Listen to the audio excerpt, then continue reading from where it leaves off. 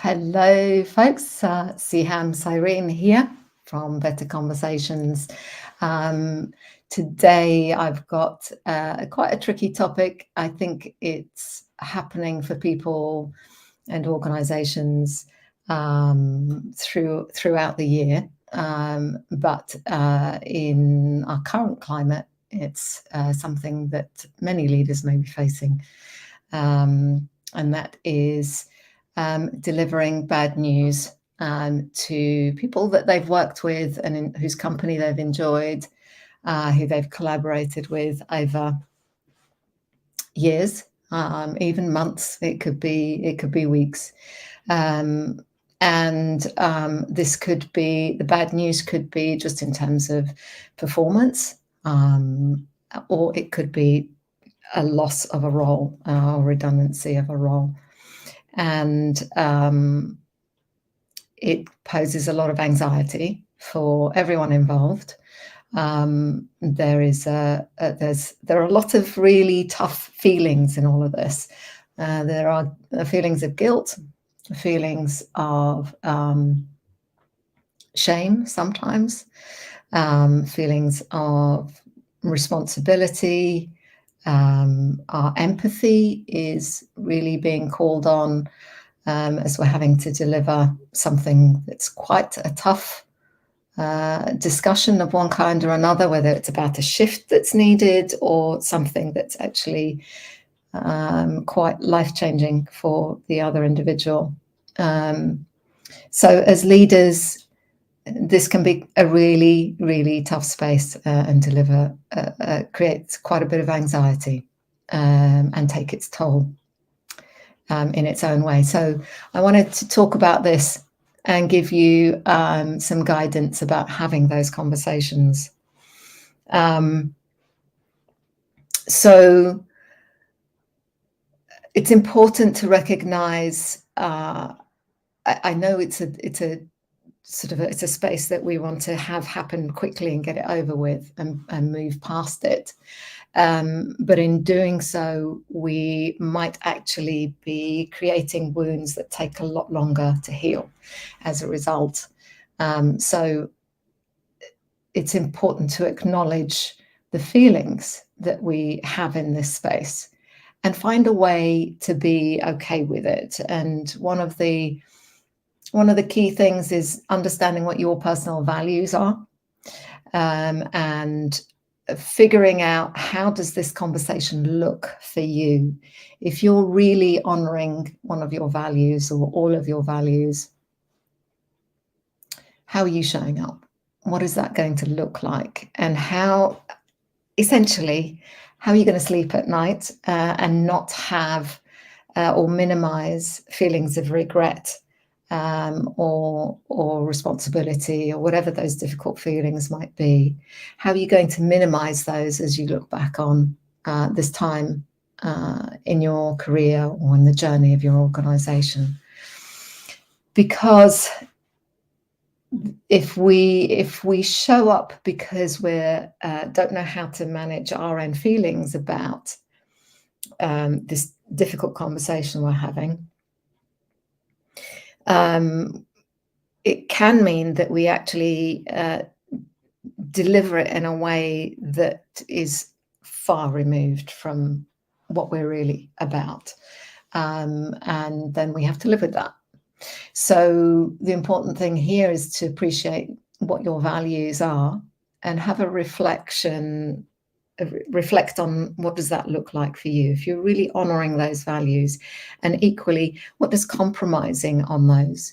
So, if fairness is one of your values, then what does that really look like and think about it not just in terms of yourself, but the other individual, but maybe a broader group of stakeholders. What is that about? So that you can get clear in your mind. What does being fair look like to you in this next while, through the conversation, maybe a series of conversations? What does that look like? It's when we compromise them that we find ourselves in a very uncomfortable place. The other important part of this is getting HR counsel early. Involve your HR team, know what the process is. From a fairness standpoint and an integrity standpoint, we never want to come to fall on a contract or rely on a contract, or maybe have,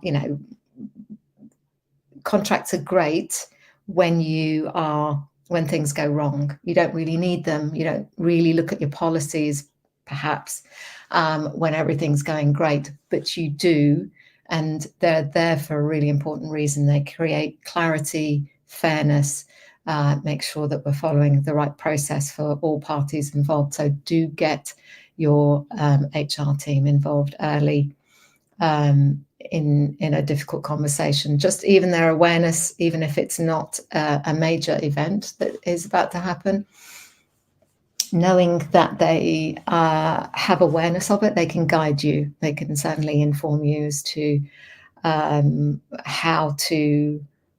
things to be mindful of and careful with. So that's HR. The next thing is prepare what it is that you want to say. For some people, that's having a script. I would say you definitely want to have your key messages clear, but take the time to prepare what it is that this conversation needs to look like. Get clear about what does the best possible outcome in this conversation look like, and then what can you do to ensure that that is even possible. So what can you do in the conversation? How can you settle the other individual? How can you settle yourself before the conversation? If it's doing a rehearsal with yourself, do that. Or if you've got someone that you can do that with, take advantage of the opportunity to just play out. Many of us are verbal processors, so we need to actually hear what that looks and sounds like, so that we know for certain that that's the right thing to do or say. And include things like, how do you want to set up the conversation? How do you want to make someone feel comfortable and at ease? Is there something that they need to know beforehand so that they can prepare? So really important to think about what it is that you want to say, but also how that might look and feel for all parties involved. Okay, so the next thing that we want to be clear about is sticking to the facts, because this is a space where tension is going to run high. There's going to be a lot of emotional triggers, and we're all not our best selves when we're emotionally triggered.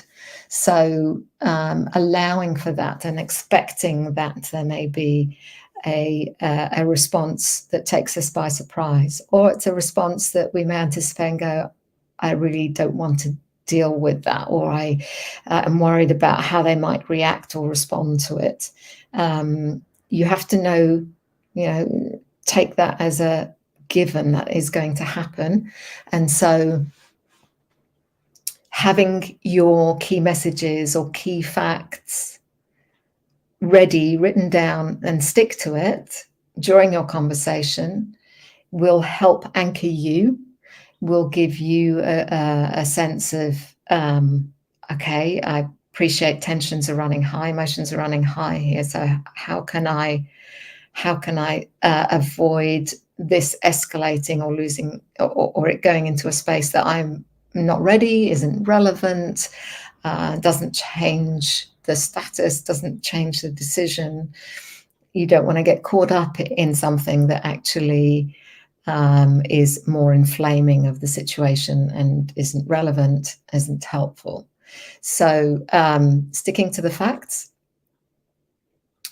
knowing what they are, and appreciating that the risk of derailment is high, and that's why it's important to have those in place for yourself. And writing it down, I really recommend writing that down. Okay, so when our emotions are running really high, we are prone to judging, and we do that for lots of different reasons: to protect ourselves, as a defense mechanism. Let's say we're giving bad news to somebody and they react really quite strongly. Emotionally, they are very upset, distraught. Our self-protection can mean that we enter into really easy to enter into a sort of judging space. Be aware of that, think about that, and that's the whole point of preparing. Think about what that might be for you, and think about what response you would like to do instead. And that may be just holding space. That may be just letting that person say what it is they need to say, and not reacting, not responding to it, not discounting them, not saying that's not correct. It may just be allowing them that space to vent, to express, it needs to be a safe space for them to share this news that may be a surprise to them. We may have been sitting with it for a while and stewing over how best to deliver it. To them, it may be a surprise. It might not be a surprise. Either way, I think if you think about any situation where we've received bad news, even though it might have been a possibility that was on our radar, when it's actually delivered, that's a tough place to be. That can be really quite jarring and scary. So that's really important then, that we don't hold that judgmental stance, that we actually create a safe space and we make it okay for them to express whatever you need to express in this moment is what's the right thing for you. So do bear that in mind. Okay, what's next? Talked to this a little bit already, just making room for those strong emotions. We have to expect them. It's okay. It's natural. Your news might be life-changing for someone, it might be devastating, outside of your control, but it might be a business need where you are having to reduce numbers in order to sustain the business, for the survival of the business. It's a natural reaction to have, because we all have lives.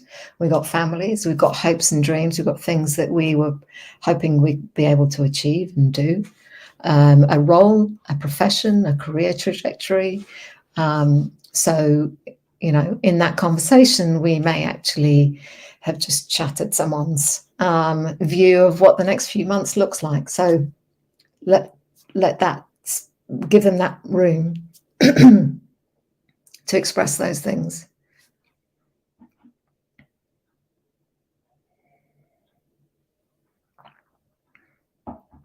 And to that point, using silence, so just holding that space. I think our tendency is to I need more water. Apologies.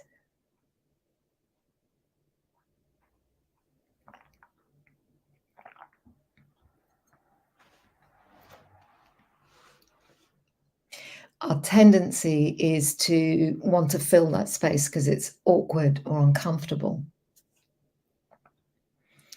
And or to put a counter position or put our point of view. Yes, but this is the decision. I ask you to hold that back. Just allow for some quiet space for them to let that news sink in and settle in, and you being there and holding that space for them as that information lands and sinks in shows your compassion. It shows that, yeah, this is tough information to deliver, and I'm not going to rush you through this process. I'm not going to seek to soothe myself first before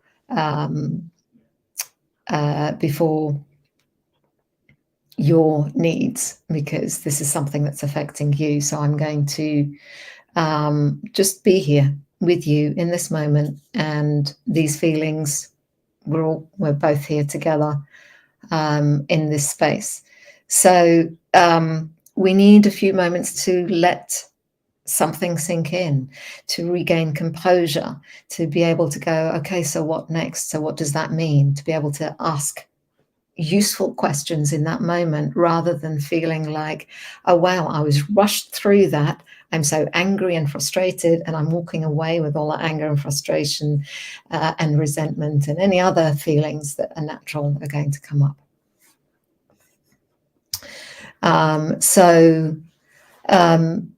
Yeah, acknowledge the difficulty of the news.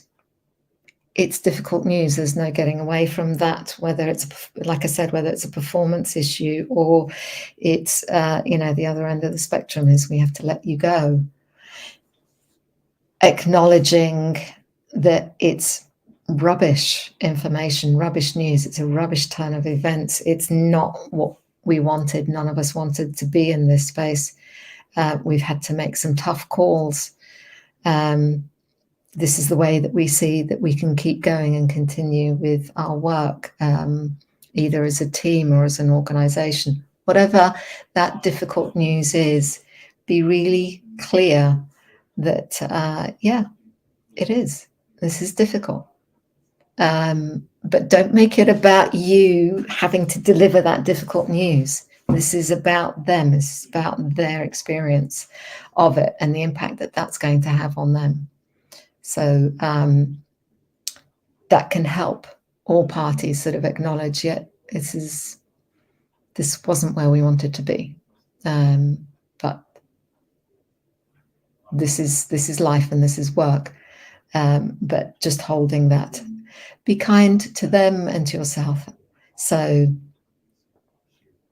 it's a tough space. It can be traumatic. It can be these memories can sit in a really uncomfortable space, and our brains are very good at pushing away, pain or difficult things, but they really don't go away, and they'll surface in many different guises through, an event or being in a place that just reminds us of it. So just recognize that how we deliver this news, how we handle ourselves, how we make space for the other person, how we carry them and hold that space compassionately, gently, is also a good reflection on ourselves. It's a way that we can be kind to ourselves, our future selves, and kind to the individual that we're delivering that news to. And then after the conversation, check in. It's easy to go, oof, done, I've had that. That was really hard. I'm glad I got that out of the way. It's done. And not make an effort to reconnect with that person a day later, a week later, a month later. Check in. It's worth it. It shows your concern. There may have been something unspoken or unsaid that there's an opportunity to create an opportunity to repair the relationship, with the sort of pain of the immediacy of the bad news having dissipated a little bit. I can now actually reconnect with you and have a conversation, and maybe speak some truths that I couldn't do then. I couldn't find the words to do at the time. So worth doing a little check-in.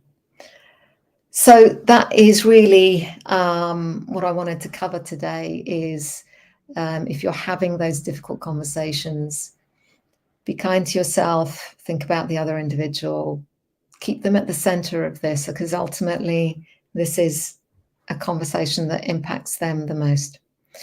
And it's worth, and out of courtesy, out of respect, out of integrity, it's worth preparing for those conversations and making them the best that they can possibly be, for all involved. And these are spaces that, we as managers of people have to be able to take it's the rough with the smooth, right? There are good times and there are not so great times, but we can do something about the way we hold people through that process. If you are wanting or are interested in this space, if what I've shared with you today has kind of piqued your interest to say, that's kind of interesting, I hadn't thought about conversations in that way, or my role as a leader in that way, or I really want to get good at holding spaces for people in a way that is motivating or is empowering of them, or can be sensitive to a difficult situation. And so I'm not putting off having a really important conversation with someone, then you might be interested in our course, Leaders Who Coach. It's specifically designed so that you are, from day one, you are learning skills of executive coaches that you can apply day to day. You're at the front, you're at the coalface, you are in meeting after meeting after meeting. These are skills that will help you from moment to moment in your interactions, in your relationships. So if that's something that's of interest to you, to learn more about, to get better at, to feel more confident in, to really be able to step into spaces with a clarity about your role and what you want to get out of it, then I really encourage you to consider Leaders Who Coach. And as our contribution to some of the difficult conversations that are happening at the moment, we have made available 2 places on our upcoming cohort of Leaders Who Coach, one for a manager level and one for a leader level. And all you have to do is we'll put the link details in the description comments below, is to apply. There's an online form to apply. You just need to meet certain criteria that we've applied, that we've put in place for these free spots. Each spot is worth just under £4,000, and this is if you are a leader who has lost, a leader or a manager who has lost a job in the last 6 months.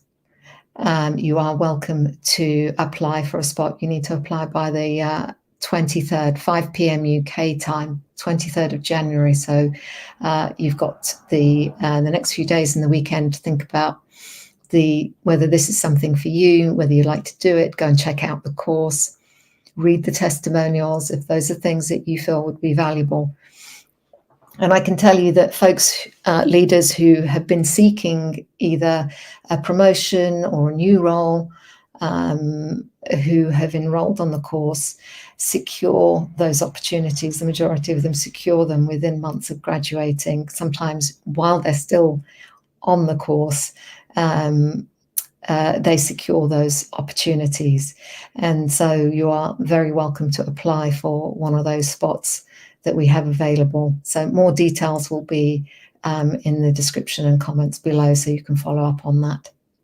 I hope that's been helpful to you today. If you are having those conversations with leaders, or you are at the receiving end of some bad news, I hope that you find value in that, and how you would like the conversation to go. Feel free to kind of advocate for yourself and say, this is really tough. Can we keep this conversation short, and can we come back to it? I just need some time to digest it. You are absolutely within your right to ask for that. And so do what you need to for yourself in those conversations. Okay. I will see you next week. If you would like to hear more of these posts or know when we're live, we're on YouTube. subscribe to us there. We're also on Twitter and Facebook and on LinkedIn.